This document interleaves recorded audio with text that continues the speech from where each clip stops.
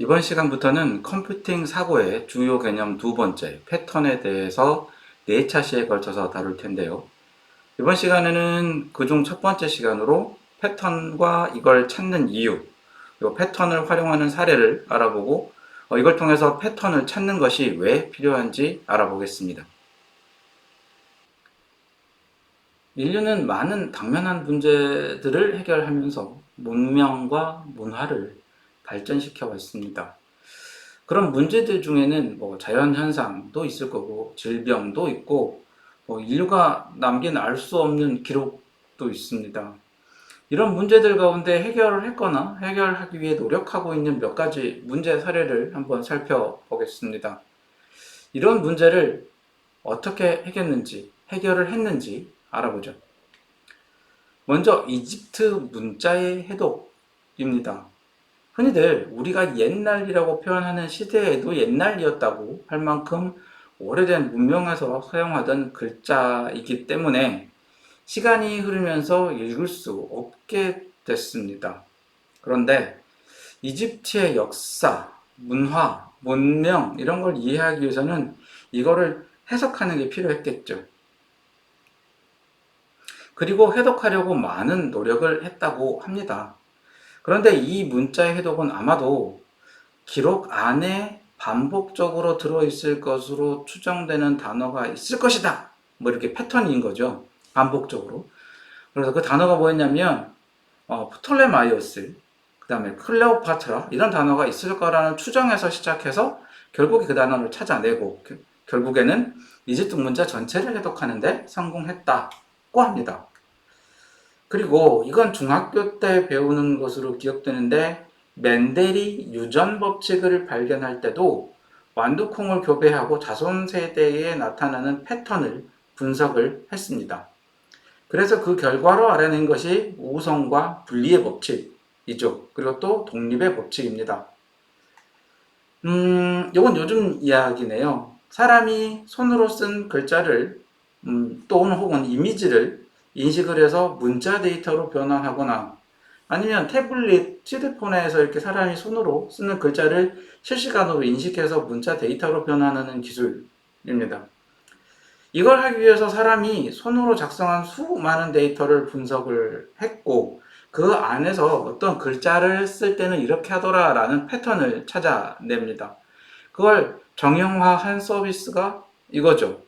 수기 문자의 식별 서비스입니다. 또 사람은 역사만큼이나 오랫동안 질병으로부터 해방되기 위해 노력을 해왔습니다. 그리고 실제로 병균과 싸우기 시작한 건 이제 100년 남짓밖에 안 되죠. 이제는 다른 시도를 하고 있어요. 사람의 신체를 촬영한 영상 이미지, 그러니까 CT, MRI, 엑스레이 이런 영상입니다.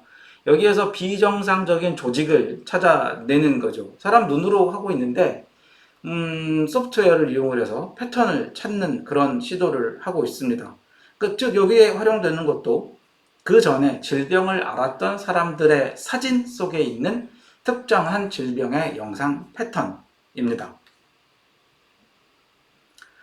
이렇게 패턴은 문제를 해결하는 데 중요한 역할을 합니다. 이게 뭐냐면 일상생활이나 문제에서 반복되는 특징이나 경향 혹은 문제라고 정의됩니다. 앞에서도 이야기됐듯이 이렇게 패턴을 찾아내는 일은 인간이 세상을 그리고 세계를 해석하고 효과적으로 상호작용하는 방식을 개선하는 데 중요한 역할을 합니다.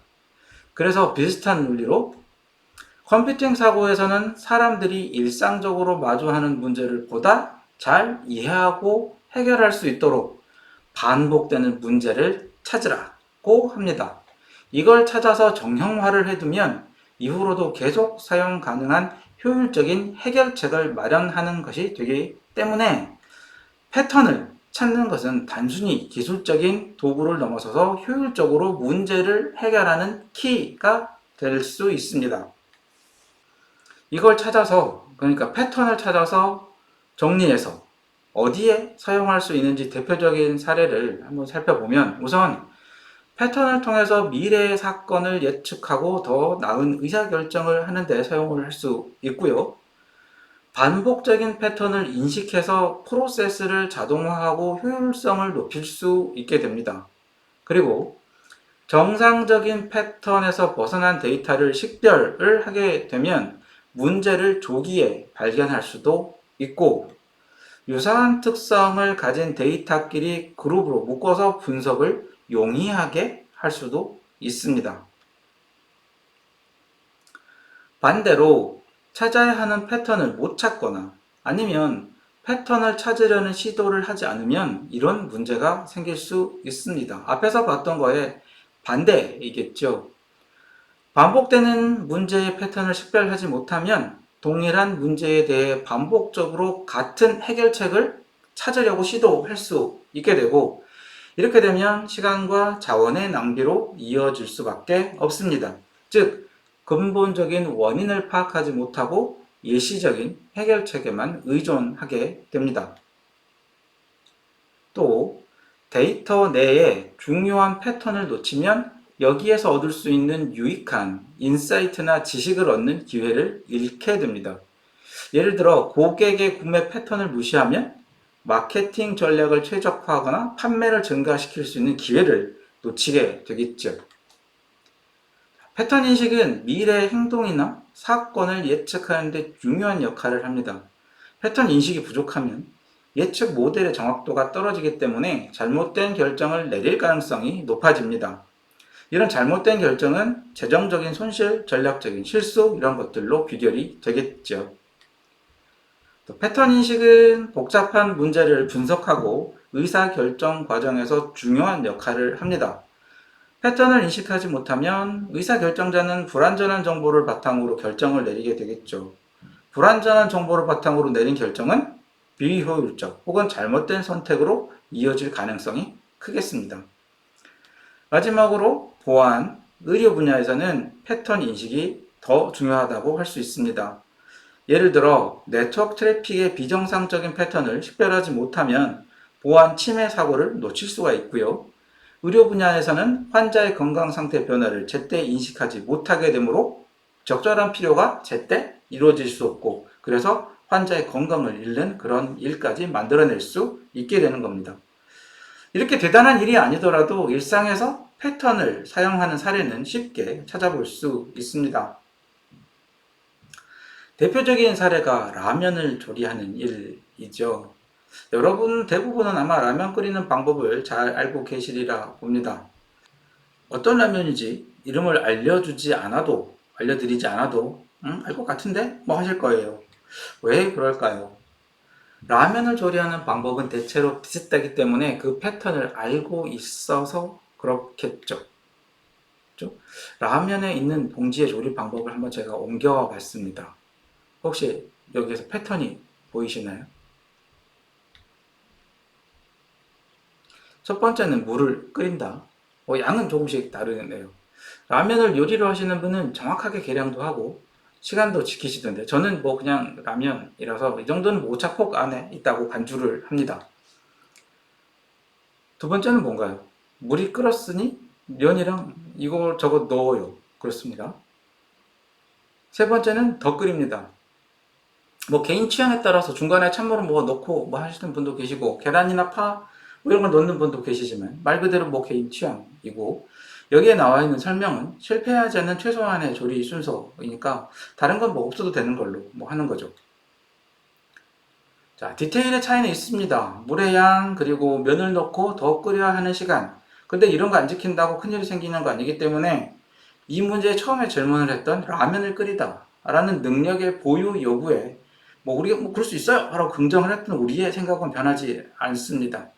즉 라면을 조리할 줄 안다는 것은 동일한 패턴을 갖는 문제를 여러 번 경험하면서 이 문제를 해결하는 일반적인 해결책을 우리가 학습을 했다고 인지하고 있다는 겁니다. 정리하면 패턴을 찾는 목적은 유사한 규칙을 찾아서 일반화하고, 일반화된 패턴을 내가 알거나 가지고 있다면 다음에 비슷한 문제에 다시 써먹기 위해서입니다. 즉 재사용 혹은 재활용하기 위한 거죠. 그런 이유로 처음 보는 국물 베이스의 라면을 구했더라도 이렇게 하면 되겠지라고 생각할 수 있게 되는 거죠. 봉지에 쓰인 글자를 읽을 수 없어도 우린 이런저런 시도를 해볼 수 있습니다. 물론 실패할 수도 있어요. 그건 그 나라의 패턴과 우리나라의 패턴이 다르기 때문입니다. 그리고 패턴을 찾게 되면 반복되는 문제여서 이후에 다시 사용할 수 있는 효율적인 해결책을 정리할 수 있게 되니 문제가 주어지면 패턴이 있는지 없는지 혹은 예전에 정리해둔 패턴에 해당되는지 검토, 분석해야 한다는 것입니다. 패턴을 이용하는 또 다른 사례입니다. 한동안 유행했었는데요. 요즘은 어떤지 잘 모르겠습니다. 한눈에 알아보시겠지요? MBTI, 그러니까 마이어스 브릭스 유형 지표라는 이름을 가진 성격 유형 검사입니다. 세계 2차 대전 중에 개발이 된 자기보고식인 내가 이렇게 체크를 해서 하는 검사인데 사람의 성격을 16가지 유형으로 나눠서 설명을 하려고 합니다. 워낙엔 이 검사가 2차 대전 중에 산업계 이제 인력이 부족해요. 왜? 그 남자들이 군대를 가서 많이 사망도 하고 그래서 이제 인력이 부족합니다. 그래서 여성들을 필요로 하게 되는데 이 사람들을 적절한 곳에 이제 갑자기 배치를 해야 되는 상황이 되는 거예요. 근데 잘 모르죠. 이 사람이 어떤 사람인지. 그래서 자기응답식으로 성격 유형을 구별하도록 하고 그 결과를 이용해서 적합한 직무를 찾도록 한 데서 이제 시작을 했다고 합니다. 그러니까 즉슨 뭐예요? 사람의 성격을 패턴으로 간주한 겁니다. 그런데 언뜻 보면 맞기도 해요. 광고에도 나오죠. 그런데 이제 심리학 하시는 분들의 얘기를 들어보면 사람은 환경 그리고 역할에 따라서 변화하는 존재라서 이렇게 몇 가지 규정된 틀로 정의할 수는 없다라고 하더라고요. 그래서 현재는 개발한 목적처럼 대략적인 유형, 그러니까 성격의 패턴을 파악하기 위한 그 대략적인 가이드를 제공하는 수준으로 우리가 사용하는 것이 적절한 용도이고 그 외에는 재미로 보시는 게 맞다고 생각이 됩니다. 사람의 성격에서 패턴을 찾으려고 했던 재밌는 시도였습니다. 그런가 하면 패턴을 가지고 엄청난 문제를 해결하는 실마리를 찾은 사례도 있습니다. 문제가 바로 세계 2차 대전입니다. 종전을 무려 2년이나 앞당기는 효과를 내어서 사람 인명으로 치면 1400만을 구한 그런 업적을 패턴으로부터 찾아냈다라는 겁니다. 무슨 문제를 해결한 거냐면 지금 이미지에 보이는 독일군의 암호 생성기입니다. 이니그마라는 애인데요. 이 문제를 해결한 사람이 영국의 수학자, 컴퓨터 과학자인 앨런 튜링입니다. 이 이야기가 영화 이미테이션 게임의 소재예요. 영화를 보면 독일군의 암호를 해독하기 위해서 많은 노력을 하고 컴퓨터의 전신에 해당하는 기계를 만들었는데요. 아직 그때는 컴퓨터가 없어요. 그래서 컴퓨터의 전신에 해당하는 어떤 암호 해독한 기계를 만들었는데 도무지 답을 찾기가 어려웠던 겁니다. 그러던 중에 독일군 무선에 이상한 독특한 메시지를 사용하는 사람이 있다는 소식을 우연히 펍에 가서 듣게 됩니다. 그래서 번뜩 무슨 생각이 들었어요. 독일군 암호에도 비슷한 패턴이 있겠다고 생각을 했는데 그게 맞아 떨어진 겁니다. 독일군이 사용한 패턴이 뭐냐면 메시지 앞에 항상 뭘 붙인다고요? 네, 하이리틀러를 붙인다는 겁니다. 이 패턴을 이용을 해서 독일군 암호를 전쟁 중에 해독을 하는 기여를 한 겁니다. 독일 입장에서 보면 작은 패턴이 어떻게 보면 너무 작은 실수가 패전의 여러 가지 원인 중 하나로 크게 작용을 하게 된 겁니다. 패턴의 중요성을 아주 잘 설명한 사례입니다. 이렇게 패턴을 활용하는 일은 현실 세계에서 어렵지 않게 찾아볼 수가 있는데요. 대표적인 사례들은 이런 것들입니다. 우선 물류창고의 최적화에 활용됩니다. 창고에 물건을 효율적으로 배치하기 위해서 상품의 크기와 창고 공간의 구조적인 호환성을 반복적으로 분석을 하는 겁니다. 그래서 배치를 위한 최적화, 패턴을 찾는 거죠. 또 공항에서 보안 검색 최소화에도 사용됩니다. 각 검색 통로의 처리 능력, 그리고 승객 흐름의 패턴을 찾는 거죠. 이걸 분석해서 검색 업무의 전체적인 효율을 최대화할 수 있습니다. 그리고 도시에서 교통량 흐름을 분석해서 각 방향의 적절한 신호등 타이밍을 할당합니다. 이걸 통해서 도시교통을 최적화하는 시도를 하는 거죠. 즉, 시간대별로 교차로를 통과하는 차량의 수가 어떻게 변화하는지 패턴을 인식해서 신호등의 주기를 조절하는 겁니다. 그리고 에너지 효율의 최적화에도 사용이 됩니다. 외부 온도의 변화 패턴을 이해해서 이걸 바탕으로 난방, 그리고 냉방 시스템의 작동 시간을 최적화합니다. 가깝게는 학교 식당의 식사 준비의 최적화에도 사용될 수 있습니다. 학교 식당은 특정 시간에만 학생들이 잔뜩 몰리고 다른 시간은 뭐 간산한 그런 특징이 있죠. 그래서 식사 시간, 학생들의 식사 시간과 식사 소비 패턴 이런 걸 분석을 해서 식사를 준비하고 배식하는 과정을 효율화할 수 있습니다. 그리고 식사 준비에 필요한 인력, 자원의 분배 패턴 이런 것들을 최적화해가지고 급식 운영을 효율성을 높이는 데 이렇게 시도를 할 수 있게 될 겁니다. 이렇게 패턴은 일상에서 효율성 확보를 위해서 아주 빈번하게 사용되고 있다는 것을 알 수 있습니다. 자, 정리하겠습니다. 큰 문제를 해결하는 방법은 뭐다? 우선 지난 차시 학습했던 것처럼 작은 문제로 나누고, 그리고 또 반복되거나 유사한 특징을 가진 일들을 구분해서 정리를 한다라는 겁니다. 즉, 패턴을 찾아서 정형화한다 입니다.